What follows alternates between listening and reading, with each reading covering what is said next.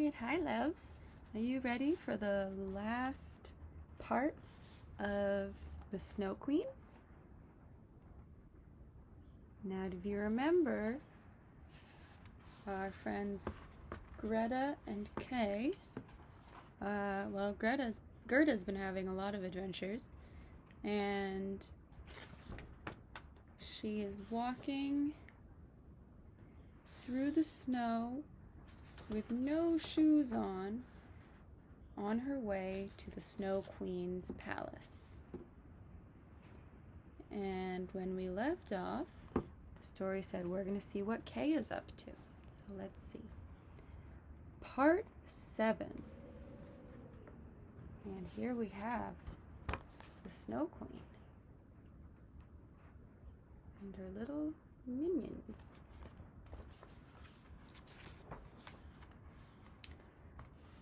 The walls of the palace were formed of driven snow, its doors and windows of cutting winds.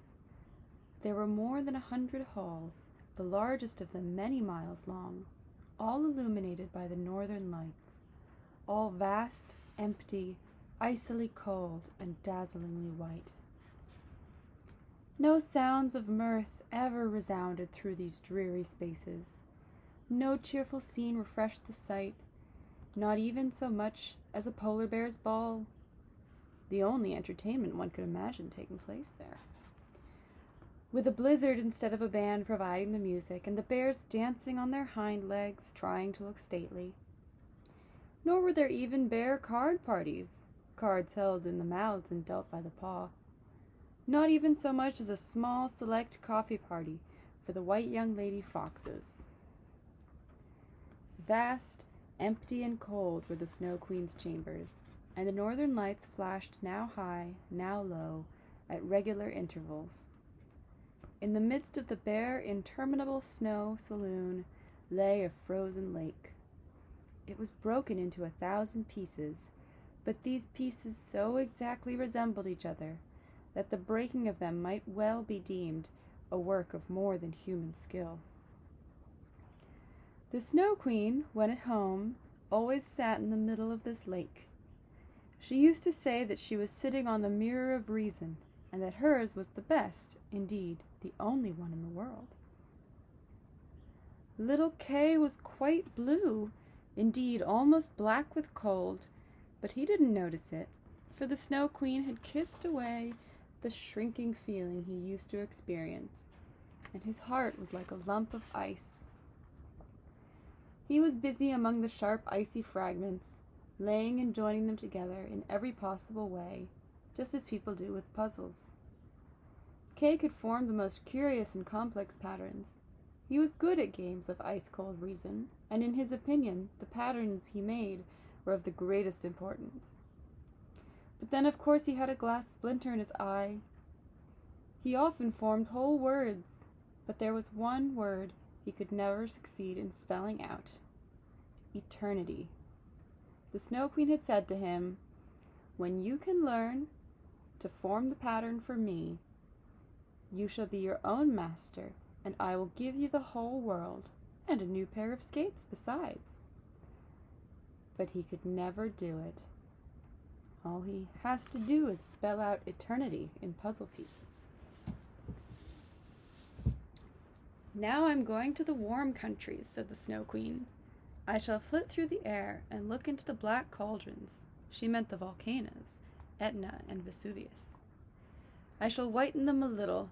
That will be good for the lemon groves and vineyards." So away flew the Snow Queen, leaving Kay sitting all alone in the large empty hall of ice. He looked at the fragments and thought till his head ached. He sat so still and so stiff that one might have fancied that he, too, was frozen. Cold and biting blew the winds when little Gerda passed through the palace gates, but she repeated her evening prayer, and they immediately sank to rest. She entered the large, cold, empty hall. She saw Kay, recognized him, and rushed towards him. Flinging her arms around his neck, holding him tight, she cried, "Kay, dear, dear Kay, I have found you at last." but he sat still as before, cold, silent, motionless. His unkindness wounded poor Gerda deeply. Hot and bitter were the tears she shed. They fell upon his breast, they reached his heart, they thawed the ice and dissolved the tiny splinter of glass within. He looked at her while she sang her hymn. Our roses bloom and fade away, our infant Lord abides alway. May we be blessed his face to see, and ever little children be. Then Kay burst into tears. He wept till the glass splinter floated in his eye and fell out with the tears. He knew his old companion immediately and exclaimed with joy, Gerda, dear little Gerda, where have you been all this time? And where have I been? He looked around him. How cold it is here! How wide and empty! And he embraced Gerda while she laughed and cried by turns. Even the pieces of ice took part in their joy. They danced around merrily, and when they were wearied and lay down, they formed of their own accord the mystical letters of which the Snow Queen had said, that when Kay could put them together, he should be his own master, and that she would give him the whole world and a new pair of skates besides. Here's Gerda finding little Kay. Look, he's blue with cold. He's frozen through.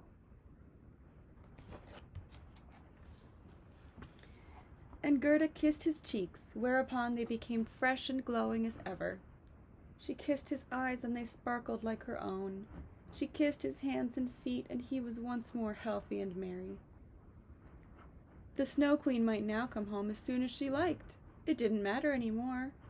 Kay's charter of freedom stood written on the mirror in bright, icy characters. They took each other by the hand and wandered forth out of the palace, talking meanwhile about the old grandmother and the rose trees on the roof of their houses. And as they walked on, the winds were hushed into a calm, and the sun burst out in splendor from among the dark storm clouds. When they arrived at the bush with the red berries, they found the reindeer standing by, awaiting their arrival. He had brought with him another and younger reindeer, whose udders were full, and who gladly gave her warm milk to refresh the young travelers. The old reindeer and the young hind now carried Kay and Gerda on their backs, first to the little hot room of the wise woman of Finland, where they warmed themselves and received advice how to proceed in their journey home, and afterwards to the abode of a Lapland woman, who made them some new clothes and provided them with a sledge. The whole party now traveled together till they came to the boundary of the country. But just where the green leaves began to sprout, the Lapland woman and the two reindeer took their leave. Farewell, farewell, they all said. And the first little birds they had seen for so many days began to chirp and warble their pretty songs, and the trees of the forest burst into rich and variously tinted foliage. Suddenly the green boughs parted, and a spirited horse galloped up. Gerda knew it well, for it was the one which had been harnessed to her gold coach, and on it sat a young girl, wearing a bright scarlet cap and carrying pistols in her holsters. It was no other than the robber maiden, who, weary of her home in the woods, had set out to see something of the world, and had just happened to travel northwards first. She at once recognized Gerda, and Gerda had not forgotten her. Most joyful was their greeting. "A fine gentleman you are, to be sure, you graceless young truant," she said to Kay. "I should like to know if you deserved that anyone should be running to the end of the world on your account." But Gerda stroked her cheeks and asked after the prince and princess. "They have gone traveling to foreign countries," replied the robber maiden. "And the raven?" asked Gerda. "Ah, the raven is dead," returned she. "The tame beloved has become a widow, so she hops about with a piece of black cloth wound round her leg, moans most piteously, and chatters more than ever. But tell me now all that has happened to you, and how you managed to pick up your old playfellow. And Gerda and Kay told their story. Snip, snad, snurry, bustler, said the robber maiden. She took them by the hands and promised that if ever she passed through their town, she would pay them a visit, and then bade them farewell and rode away into the wide world.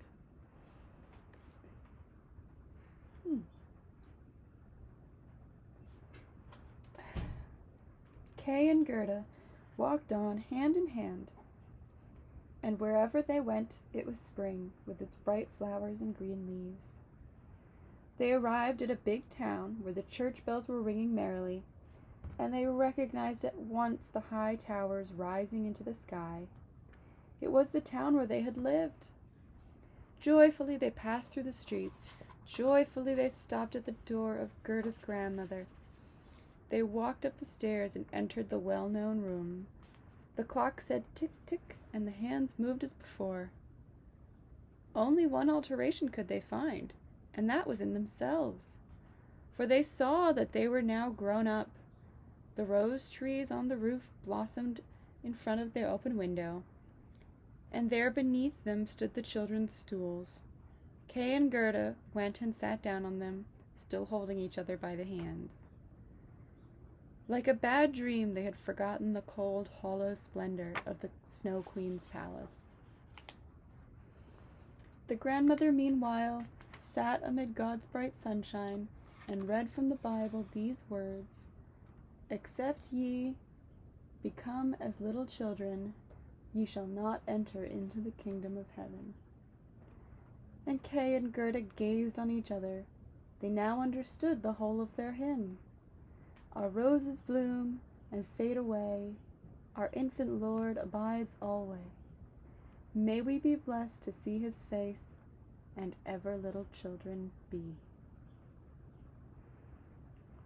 There they sat, those two happy ones, grown up and yet children, children in heart, while all around them glowed bright summer, warm, glorious summer.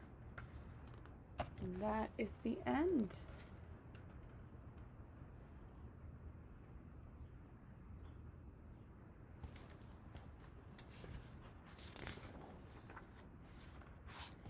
And that is the end of the Snow Queen.